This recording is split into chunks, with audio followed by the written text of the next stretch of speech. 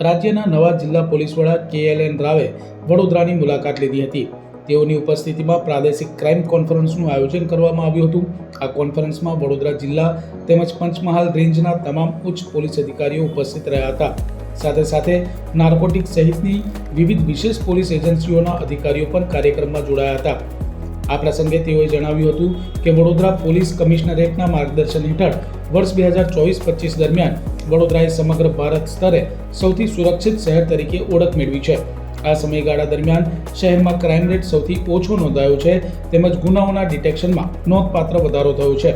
વડોદરા પોલીસની આ સિદ્ધિને કોન્ફરન્સમાં તેઓએ બિરદાવી હતી. આ મારો એ પ્રથમ મુલાકાત છે બરોડા શહેરની અને એ પ્રાદેશિક ક્રાઇમ કોન્ફરન્સ આજે યોજવામાં આવેલી છે.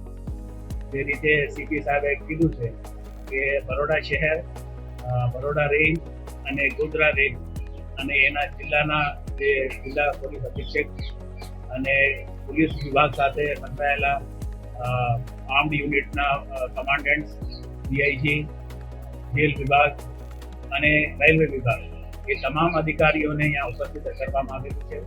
અને હેડ ઓફિસમાં જે પોલીસ ભવન ગાંધીનગરમાં જે અધિકારીઓ બેસે છે કે cyber centre of excellence, anti narcotic task force, state traffic branch અને CID ક્રાઇમ, આ રીતે જે મુખ્ય મથકમાં બેઠેલા અધિકારીઓને પણ यहाँ પર ઉપસ્થિત રૂબરૂ કરવામાં આવેલી છે તાકે એક હોલ ઓફ પોલીસ ફંક્શનિંગ એકબીજાને જે મદદ હોય અથવા એકબીજાને જે ગુડ પ્રેક્ટિસીસ હોય એ સમજી શકે અને એક સિનર્જિસ્ટિક ઇફેક્ટ એકબીજા સાથે મળી સંકલન કરી અને એક સારા પોલીસ વિભાગ તરફથી એક કામગીરી થાય એ એક આયોજન હતું. અને 3 કલાકની ચર્ચામાં ખૂબ જ રસપ્રદ રહી હતી અને આમાં જે ગુડ પ્રેક્ટિસીસ હતો એ બધાને એકબીજાને આદાન પ્રદાન કરવામાં આવેલી છે અને મને આશા છે કે આ એ બહુ ઉપયોગીદાયક થશે. એકબીજાના મુશ્કેલીઓ, લિમિટેશન્સ ઓર એક્સપેરિમેન્ટ્સ ઓર જે સારી કામગીરી છે એકબીજાને સમજી શકાય અને આગળ વધી શકાય એ દિશામાં આજે ચર્ચા થઈ છે. અને આવતા દિવસોમાં પણ બીજા સેન્ટર્સમાં પણ રાજકોટ, અમદાવાદ, ગાંધીનગર એ રીતે અમે પ્રાદેશિક ક્રાઇમ કોન્ફરન્સ યોજવામાં આવશે.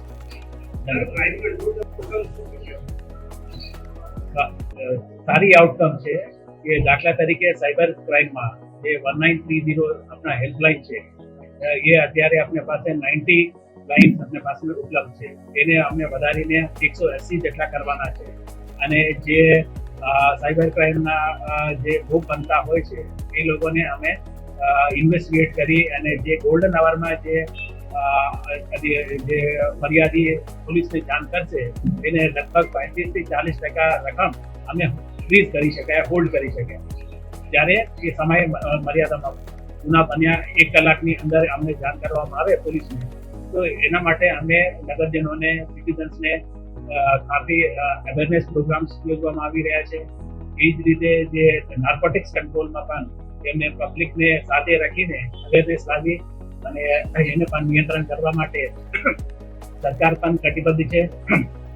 એના માટે ANTF ને નવી ફોર્સ ઊભી કરવામાં આવેલી છે અને આજે એક ANTF ઝોનલ ઓફિસ બરોડા ખાતે પણ ઉદ્ઘાટન કરવાના છે.